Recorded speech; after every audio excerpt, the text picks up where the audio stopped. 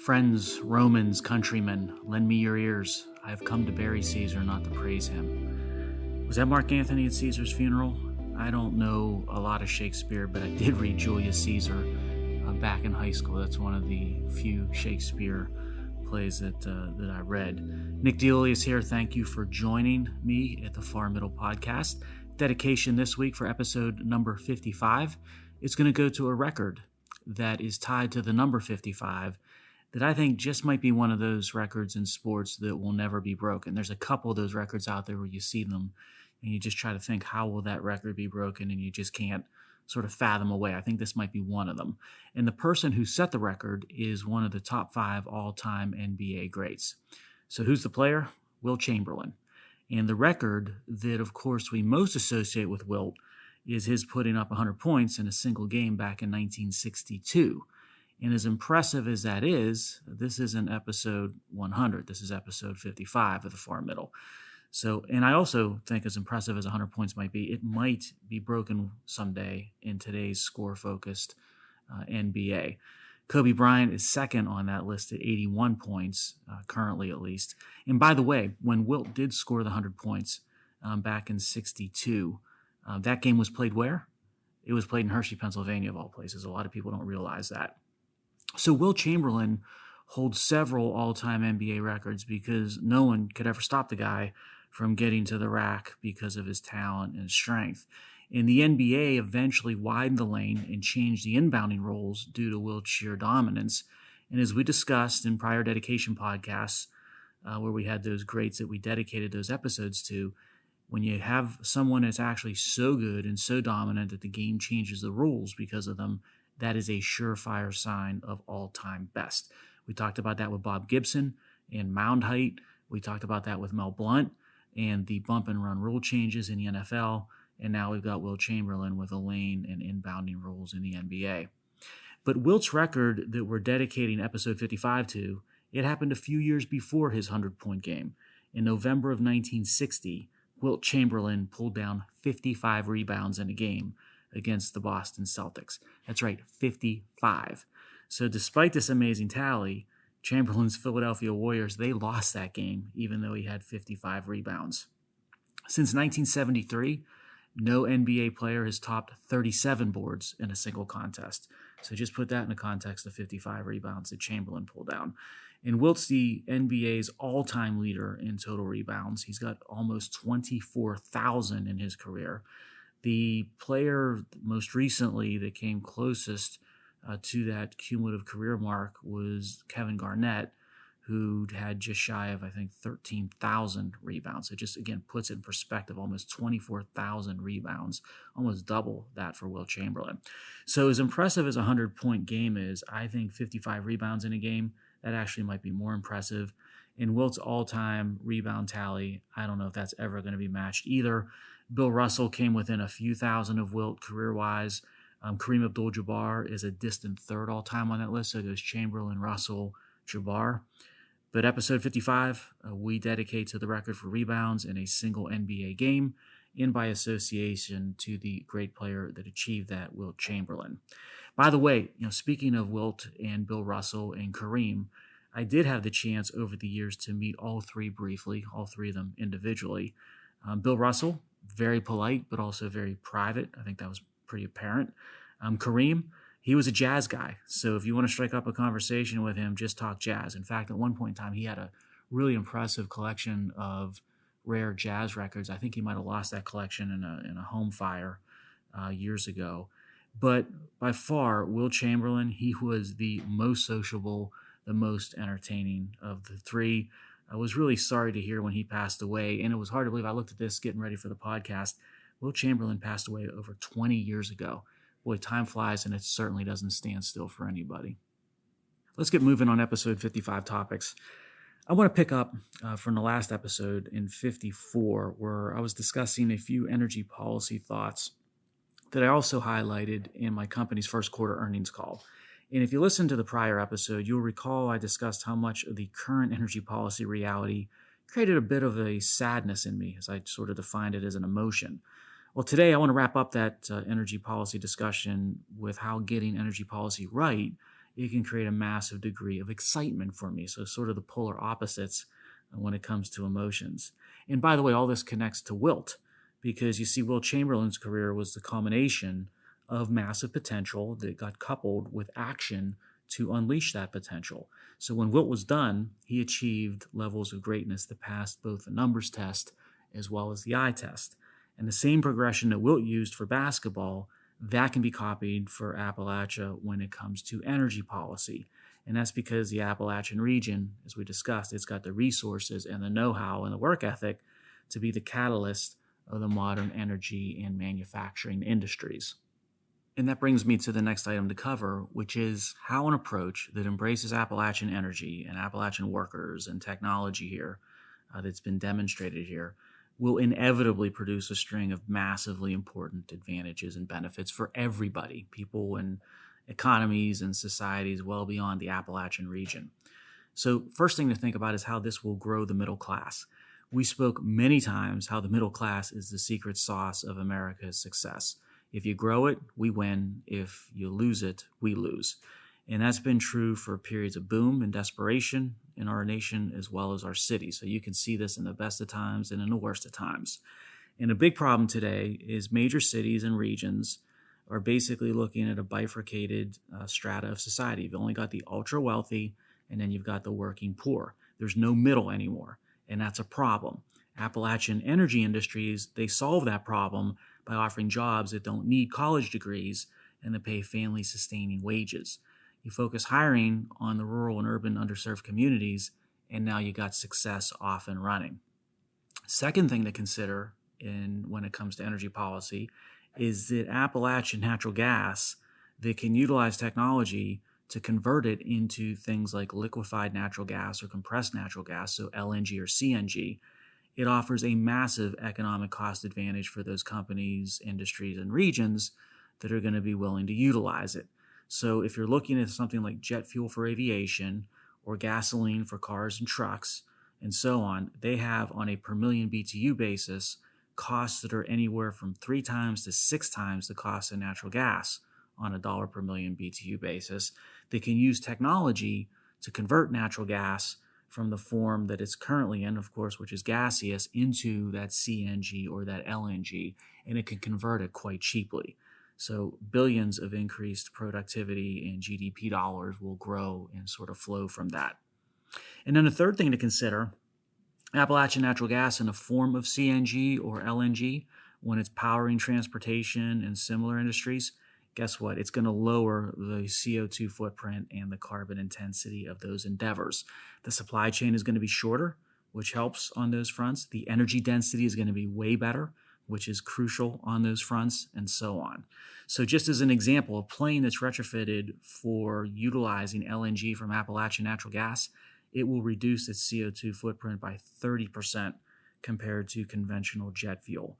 Companies, governments, and the world, they can finally have a path to meet their carbon commitments utilizing Appalachian natural gas.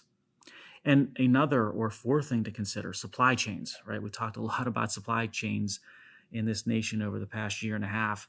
Supply chains under this sort of vision, they shrink, and energy and manufacturing are suddenly onshored.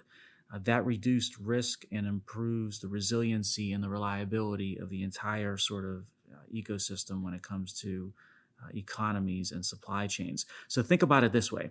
Do you want your energy to come from, say, 4,000 miles away, or from China, or from Russia? Or do you want your energy to come from a few hundred miles away via a pipe for natural gas, a truck via CNG, or rail via LNG from Ohio, West Virginia, Pennsylvania, or Virginia? Which one of those two options do you trust more? Which one of those two options do you think is better? I think that's an easy question to answer, seeing at least how 2022 in the modern day is playing out. And then lastly, the scale, right? Just the size of what Appalachian energy represents. When you think through this, and a lot of people don't appreciate this, this is one of the reasons why I wanted to talk about it on episode 55, the scale is simply mind-boggling. The United States is the top natural gas producer in the world, and numbers 2 and 3, by the way, are Russia and Iran behind us. Appalachia is a big reason why the United States sits atop that list. And in 2010, Pennsylvania, West Virginia, and Ohio, they produced 3% of U.S. natural gas. In 2019, that's less than a decade later, 9 years later, these three states, Pennsylvania, West Virginia, Ohio, produced 33% of United States natural gas, a third of this nation's production. 85% of last decade's growth in American natural gas supply came from Pennsylvania, Ohio, and West Virginia. So today, what is half the landmass of Texas easily outproduces Texas. And there was a study recently that showed $1.1 trillion have been saved by consumers of natural gas due to the shale revolution. Achieved not just without government support, by the way, but in spite of government, because government had been working overtime to try to stymie, stifle, and suffocate this opportunity. So who are you going to call old economy, or who are you calling Rust Belt when it comes to these regions of Pennsylvania, Ohio, West Virginia? The magnitude of the Appalachian natural gas basin and how disruptive and innovative and how it can drive national and global economies forward, it is without a doubt eye-popping. So I'm glad we were able to sort of conclude and wrap up that Appalachian and energy policy discussion we started in episode 54 here on episode 55. And why all this stuff gets me excited and really hyper-focused, and why I feel it's so crucial, is what's fundamental to understanding energy policy, both good and bad when it comes to policies, is the key differentiator of free market versus government control. The shale revolution, the natural gas revolution, energy security, what's going on with domestic energy, value creation, they were and continue to be delivered by the free market. It was doers and innovators acting in their own self-interests. But much of energy policy these days, it's wired the exact opposite way. Outcomes are going to be dictated by the faceless and the unelected bureaucrat, people spending your money on others, picking winners and losers, sometimes arbitrarily, and they're lacking an understanding of how the energy industry works, from the physics to the economics. Those are problems. The bureaucrat class says that wind and solar are going to be the winners. They're going to receive subsidy, and they're going to have markets protected. And then these bureaucrats unilaterally decide that domestic natural gas is going to face the opposite outcomes.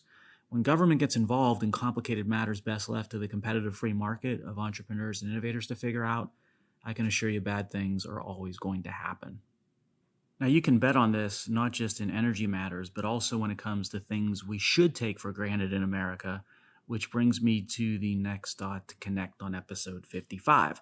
And that is the topic that is all over the news and on the minds of new and expecting parents from sea to shining sea. What am I speaking of? Baby formula. Although my kids are way, way past the baby formula stage, I continue to be fascinated by this industry and the lessons to be learned from it. This is pure far middle issues at play here. And they're issues that mirror those we just discussed in the domestic energy industry and with energy policy. So it's a mirror image of what we just discussed with energy. So some background first when it comes to this baby formula situation. We did not get to a crisis in baby formula shortages overnight. And we didn't get there because of COVID, despite what the experts might be telling you. This was years in the making, and we should have seen it coming, because this is what happens when government usurps the free market every time. In the baby formula industry, a couple of industrial giants, they collaborate with the federal and state governments in this nation to tightly control and monopolize the market. Baby formula is probably the most tightly regulated food product in the nation, and that creates massive barriers to entry for upstarts or competitors to enter the market. The big couple of select winners, they control virtually everything. So if you look at Abbott Labs and Record, they're 80% of the national market with their brands Similac and Enfamil, names every parent knows if you've got young children or expecting. So let's see. You got two gigantic multi-billion-dollar corporations, and they are the major players who equate to 80% of the market share, and they are collaborating with government on a regular basis. I think that sort of matches the textbook definition of monopoly at play. And the federal government, by the way, is the biggest buyer of baby formula under a federal program that offers formula to families at no cost. I was surprised to learn, and I don't know if you realize this or not, but half of the national supply of baby formula is consumed by welfare recipients. And once again, to me, that proved that many government programs, they always tout how they help the most vulnerable, but they end up having the most vulnerable pay the biggest price when the programs inevitably fail. So back to the federal program. That program allows one of these two giants via Enfamil or Similac to have similar rights and basically almost exclusive rights to individual states. So California, that's an Enfamil state, while Pennsylvania is a Similac state under this federal program. And by the way, Nestle, which is also a not so small multi-billion-dollar global giant, has a couple of states as well under the program. I'm not sure how many, but a small handful of them. So I guess that's competition in the eyes of the federal government. They throw a third gigantic corporation in the mix. When the heavy-handed government plays such an outsized role on both the supply side by regulation and on the demand side by the purchase program, the private sector gets drug along, making things worse. What I mean by this is grocery stores, they give the best shelf space to the federal government-sanctioned players, pushing out competitors. Hospitals push the favored brands to families because the hospitals mimic the government by granting exclusive contracts. And of course, they will most likely contract with one of the two government-sanctioned behemoths, and so on. So it becomes self-perpetuating, making the concentration risk and collateral damage worse when the crisis hits. Sort of like what utilities do when presented with renewable energy mandates under climate policies. That's why I say there's a lot of mirroring and mimicking here going on between energy policy and how government interjects itself, as well as what's going on with this baby formula crisis. Now, what could go wrong with the government when you see that government's the biggest buyer, it highly regulates the product, it grants monopoly power to two giant corporations that work closely with it, and then it stifles competition? What could go wrong? Well, a lot, especially when supply chain issues rear their head because of, once again, government. You see, the FDA shut down a huge Abbott lab plant in Michigan that makes baby formula back in February this year because of a concern of contamination. Along with the plant shutdown came a product recall that stripped products off the store shelves. So alas, in the end, there was no contamination of baby formula that was found at the plant. Sort of reminds me of those weapons of mass destruction in Iraq not long ago. But the supply chain crisis, that set it off and running. That sort of tripped it off and it went off and running. And the federal government, via the FDA, simply decided, when you look at what they did here with this plant in Michigan, to take a no-risk position on formula contamination at the factory. And they paid no heed or cared nothing about the other risks and hardships that would ensue to millions of parents of infants. Again, it's sort of like how the government managed COVID shutdowns. They made a decision in a bit of a vacuum with a discrete set of risks. They didn't look at all the risks with respect to the reality of the situation. And of course, their decision-making made things much worse. But don't worry, the federal government and the White House are here to help. And they told us a few things recently. First, they said the FDA is going to consider and review submissions for new formula suppliers to increase supply and competition. But guess what? They are backlogged and grossly delayed. I guess that's shocking. The president has yet again enacted the Defense Production Act. That seems to be one of his favorites over the past year and a half, to give priority to supply the formula makers in feedstock. So the Defense Production Act is going to say if you're a feedstock provider or a supplier to baby formula makers, you have to put them first in line. So we keep using that trump card over and over again these days in this country. I sort of get the feel that it's starting to lose its luster or its effectiveness. And then the feds are allowing foreign supply to trickle in. Last I saw, we were using military and government aircraft to airlift formula from Switzerland.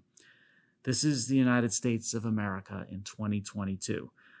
Parents can't get baby formula. The government can't get out of its own way. The free market can't function due to regulation and government-sanctioned monopoly power. And now people, they shoplift baby formula because it's that scarce and that valuable. History repeats. Meet the new boss, same as the old boss. Deja vu all over again. Don't expect government to change its ways. Expect the same outcomes in different sectors of the economy as the bureaucracy creeps until the entire economy falls under its grip. The fears of what will happen when government runs the energy industry or the electric grid or the baby formula supply chain, those fears are legitimate. And these are crucial pieces of our economy and society. And you can see government ineptitude in much simpler matters like basic counting What am I speaking of? Well, our next dot to connect, and that is the 2020 census and how government made a debacle out of simply counting population. Turns out, in hindsight, that 14 states in the 2020 census were significantly over or undercounted when it came to population. Now, 14 out of 50, that's not a good quality control rate. That poor rate will get you fired in manufacturing. It will get you bankrupt in the retail sector. It will get your license revoked in the medical field. But in government, it results in zero consequence. Life goes on. Nobody even gives it a thought. Now, some of these misses were huge. New York was overcounted by 695,000. That's the population of Boston, ladies and gentlemen. Texas was undercounted by 570,000. That's the same number of people in Baltimore. Those are massive numbers. And those massive misses, they impact the number of representatives in Congress because we use the census to appropriate representation in the House of Representatives. Florida and Texas lost an extra House seat because of this bungling. New York and Minnesota, they have an extra seat they don't deserve because of the overcounts by inept government.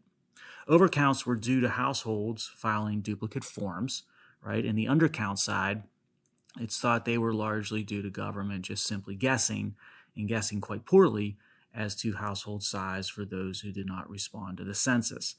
The bureaucracy, when you ask them for a reason for the counting fiasco, what did they blame? They blamed a pandemic. At least they didn't blame climate change, or at least not yet. Maybe I gave them an idea if they're listening to the far middle. Now, some of the states that benefited from government overcounts in the census brings us to our next topic to discuss. They're the same states where you find a real estate market gone nuts. And by the way, housing is another industry where government has usurped the private sector to create a mess. You can see this with Federal Reserve monetary policy, with the tax code, with regulatory zoning laws, and so on. Cumulatively, they drive the real estate market to ridiculous outcomes, the exact outcomes that were supposed to be avoided by government policies. Now, you may recall a bunch of episodes ago, I can't remember how many episodes ago, but it was a while ago, I discussed how the buyers and owners of the priciest real estate in the nation were always seeming to be heavily concentrated in careers or industries like entertainment and sports and sort of brokering, trading, fashion. So fine careers and industries, nothing wrong with any of them, but all of them dependent first and foremost on things like energy and manufacturing and innovation, etc. What I refer to as servers in my book, Precipice, the Left's Campaign to Destroy America. So when you look at entertainment and athletics and sort of the trading, Wall Street types of professions and fashion, those are classic, many of them classic server professions. They're great, they're necessary, they make life better, but their success is basically predicated on successes of creators and enablers of value and free enterprise before them being able to do their thing. So when we talked about that a number of episodes ago with the real estate market and who owns it and who's buying it, at least the exclusive end of the real estate market, I think it's time for an update. Late May, I saw a real estate section of a national paper, and it had the following summaries of properties on the market of note. So there was a series of stories about these different properties. And once again, I was just shocked, and I think it's worth repeating in this episode of The Far Middle, how the owners and the buyers, so the buyers and sellers of these properties, are almost always heavily concentrated in those types of professions that I had just enumerated. So what did I see in that section of the paper?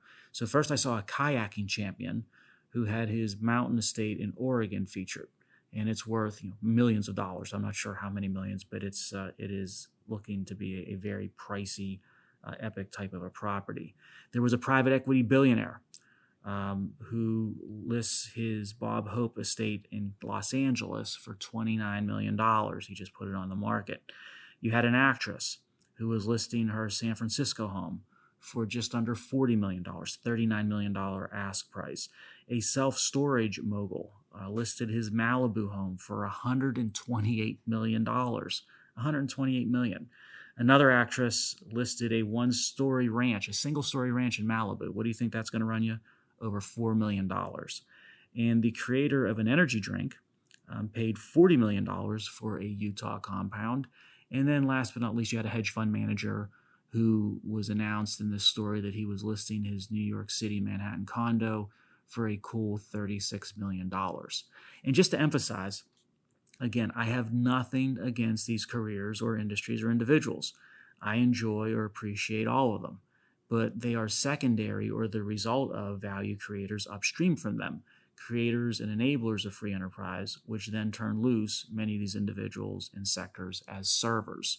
So when the real estate markets in these enclaves are increasingly dominated by these types of sectors and industries or people from them who've been successful in them, in these elite enclaves and at these price levels, it tells the rational and normal person something is very, very wrong and perhaps soon to be, shall we say, adjusted or corrected.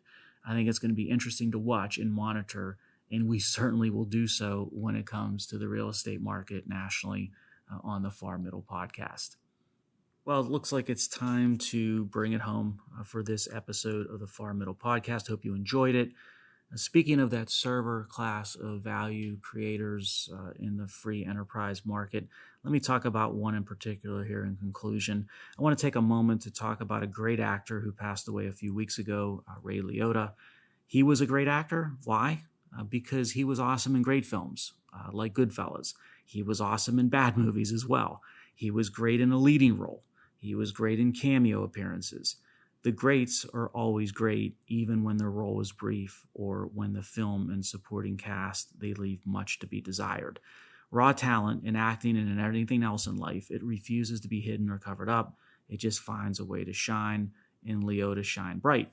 He was a Northern Jersey boy who went to the University of Miami to study his craft, and I think his most underrated performance of all, when you look at his catalog, not a lot of people talk about this one, but I think it was awesome. It was also, by the way, I think Sylvester Stallone's best role that he had since Rocky, which was a long time in between, and that was the underappreciated film Copland. I don't know if you ever had a chance to view Copland, but give it a look. Great actors in that movie. From Stallone did a tremendous job there. I think you'll be shocked at how he came across with his performance. Liotta was great. A lot of other great actors in that movie as well. So check out Copland if you get a chance. I'm going to miss looking out for Liotta in new film roles, but at least I've got a great catalog to enjoy and to remember him by. That's all for now. I will talk to you in a week with episode 56.